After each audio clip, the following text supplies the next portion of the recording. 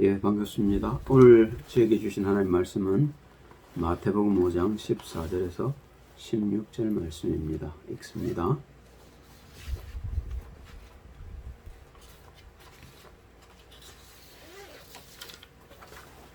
너희는 세상의 빛이라. 산에 있는 동네가 숨기지 못할 것이요 사람이 등불을 켜서 마루에 두지 아니하고 등경에 두는 이름으로 집안 모든 사람에게 비추느니라. 이같이 너희 빛을 사람 앞에 비추게 하여 저희로 너희 착한 행실을 보고 하늘에 계신 너희 아버지께 영광을 돌리게 하라. 하나님 우리를 부르신 목적을 얘기하시는 겁니다. 그렇죠? 예, 그럼 어두움이 무엇일까요? 서론입니다. 바울은 로마서 1장 28절 32절에 어둠을 이렇게 정의하고 있습니다. 또한 저희가 마음에 하나님 두기를 싫어하며 하나님께서 저희를 그 상실한 마음대로 내어버리고사.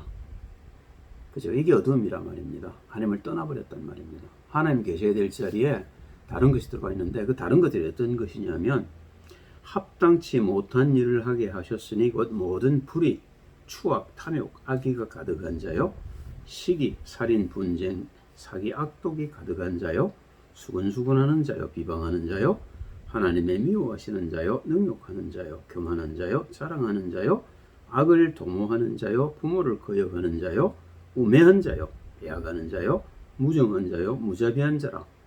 제가 이 같은 일을 행하는 자는 사형에 해당한다고 하나님의 정하심을 알고도 자기들만 행할 뿐 아니라 또한 그 일을 행하는 자를 옳다 하느니라. 어둠이 잡혔단 말입니다. 그러니까 어둠에서 나오는 것들이 이런 것들이라는 겁니다. 그래서 법을 주신 겁니다.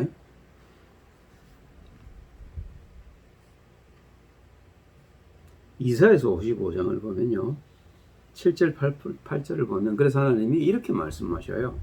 악인은 그 길을, 불의한 자는 그 생각을 버리고 여호와께로 돌아오라. 그리하면 그가 긍휼히 여기시리라. 우리 하나님께로 나오라. 그가 널리 용서하시리라. 여호와의 말씀에 내 생각은 너희 생각과 다르며 내 길은 너희 길과 다르다 하는 겁니다. 그렇죠? 그런데 우리는 우리의 생각을 다라고 믿고 살고 있단 말입니다. 그러니까 하나님의 말씀을 사실은 하나님의 말씀을 받아들이지를 못하고 있는 거죠.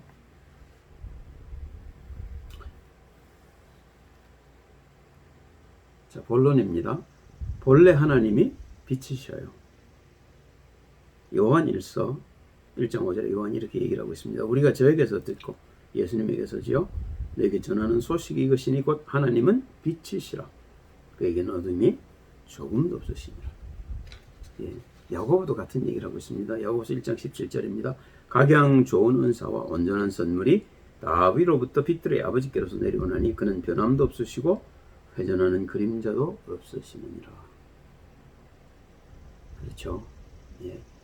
이게 하나님의 형상이란 말입니다. 이 형상대로 하나님 우리를 창조하셨는데 우리는 우리 속에 어둠이 가득하단 말입니다.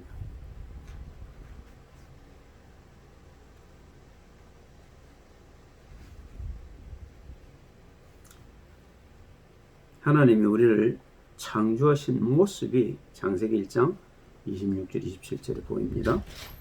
하나님이 가라사대 우리의 형상을 따라 우리의 모양대로 우리가 사람을 만들고 그로 바다의 고기와 공중의 새와 육축과 온 땅에 기는 모든 것을 다스리게 하자 하시고, 하나님이 자기 형상 곧 하나님의 형상대로 사람을 창조하시되 남자와 여자를 창조하시고. 그렇죠? 빛으로 창조하셨단 말입니다. 인간을. 그런데 인간이 빛을 떠나 어둠에 잡혀버린 거죠. 창세기 4장 5절 8절을 보면 어둠에 잡혀버린 인간의 모습이 나옵니다.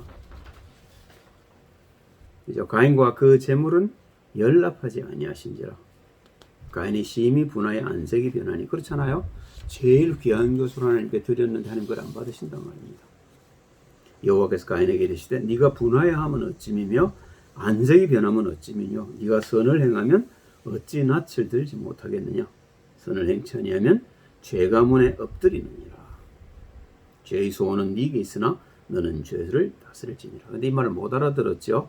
가인이 그 아벨에게 구하니라. 그 후 그들이 들에 있을 때 가인이 그 아벨을 쳐 죽이니라. 그죠? 가인이 어둠에 잡혔단 말입니다. 거기서 해방되는 길을 알았던 아벨은 빛을 얻었는데 어둠에 있던 가인이 아벨을 시기해서 죽입니다. 어둠에 잡힌 증거란 말입니다. 이런 어둠에 잡혀버린 인간을 하나님이 그냥 버려두지 아니하시고 길을 내셔서 우리를 건지시려고 그리스도 예수를 보내셨죠. 고린도후서 4장 4절입니다. 그 중에 이 세상 신이 어둠이죠. 믿지 아니하는 자들의 마음을 혼미케 하여 그리스도의 영광의 복음의 광채가 비치지 못하게 하미니 그리스도는 하나님의 형상이니라. 우리가 놓쳐버린 하나님의 형상을 가지고 예수님이 우리에게 하나님의 형상을 회복하시려고 오셨다는 겁니다. 할렐루야. 그죠? 아니면 우리는 절대로 하나님의 형상을 모릅니다. 그러면 그 말은 뒤집어 말하면요, 우리가 하나님의 형상을 따라가기 위해 닮기 위해서 그리스도를 본받아야 된다는 겁니다. 그래서 주님이 우리 보고 따라오라고 얘기하시는 거죠.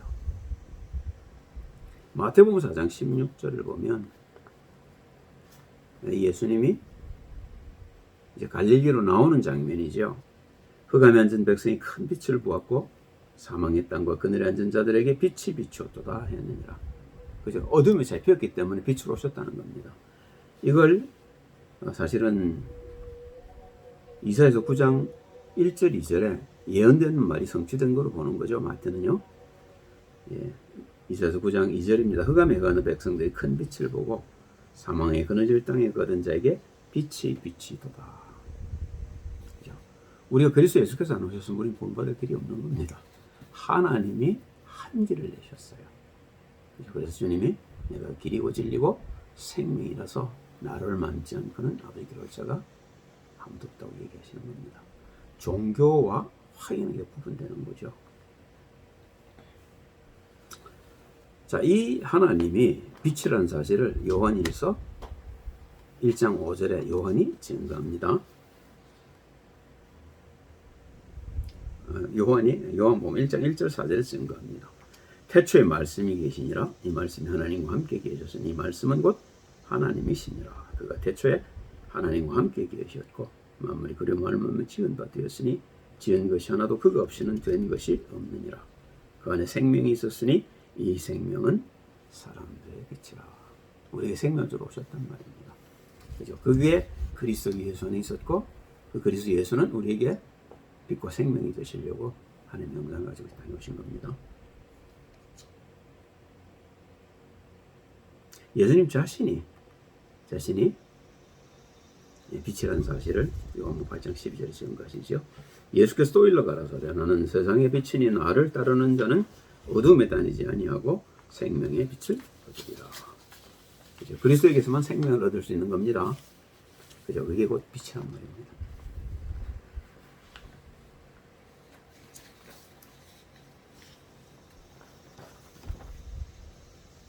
예수님이 빛이시니 어둠에서 나오려면 자신을 따라오랍니다. 하나님도 3번씩 강조하시죠. 성경에서 보면요. 마태복음 17장 5절이 그 중에 하나입니다.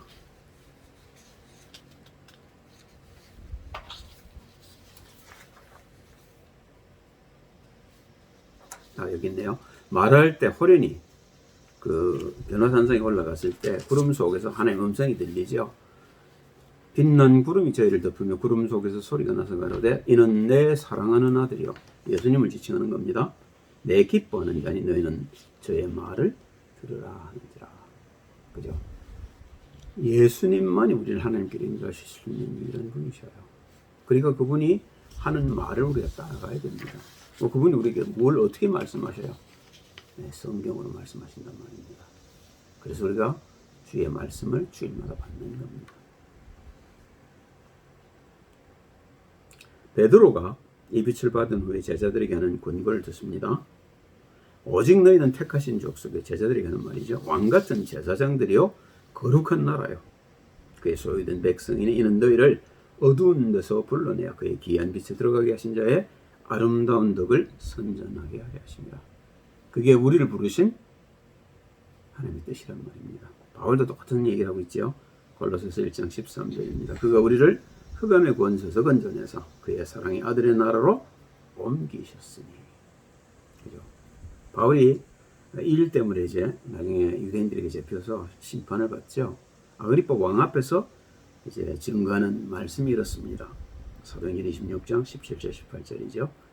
이스라엘과 이방인들에게서 내가 너를 구원하여, 예수님이 하시는 말씀입니다. 저에게 보내어 그 눈을 뜨게 하여 어둠에서 빛으로 사단의 권세에서 하나님께로 돌아가게 하고 죄의 삶과 나를 믿어 거룩해 된 무리 가운데서 기업을 얻게 하리라 하더이다.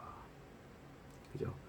우리만 구원받아 된 게 아니고 우리처럼 어둠에 있는 모든 자들을 구원해서 그들도 하나님의 유산을 상속받게 하겠다는 겁니다. 그렇게 여러분과 저를 부르셨다는 말입니다. 그렇죠?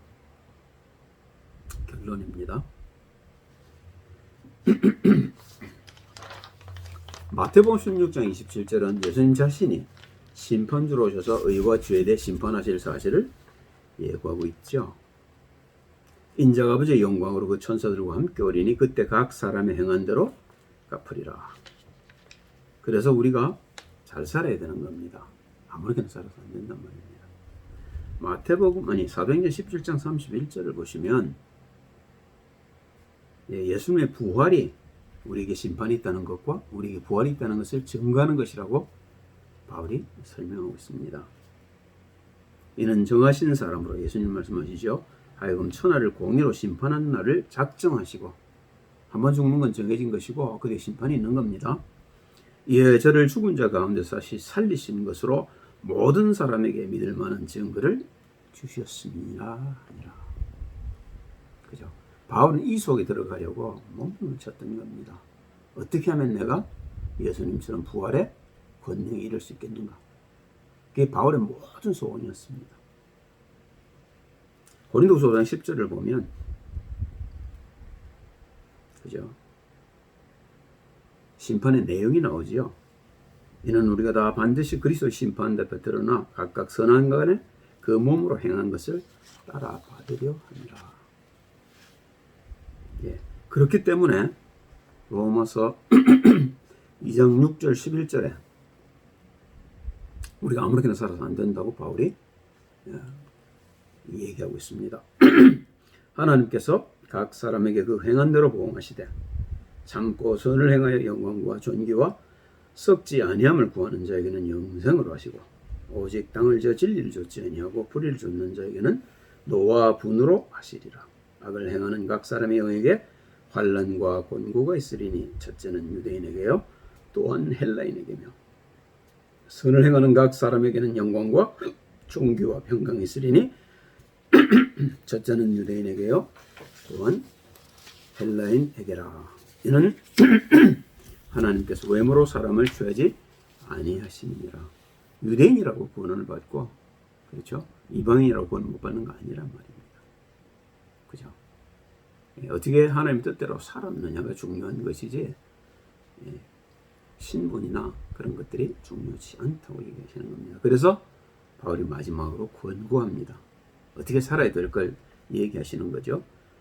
데살로니가전서 5장 4절에서 11절입니다. 형제들아 너희는 어둠에 있지 아니하며 그날이 도적같이 너에게 임하지 못하리니 너희는 다 빛의 아들이요 낮의 아들이라. 우리가 밤이나 어둠에 속하지 아니하나니 그러므로 우리는 다른 이들과 같이 자지 말고 오직 근신할지라.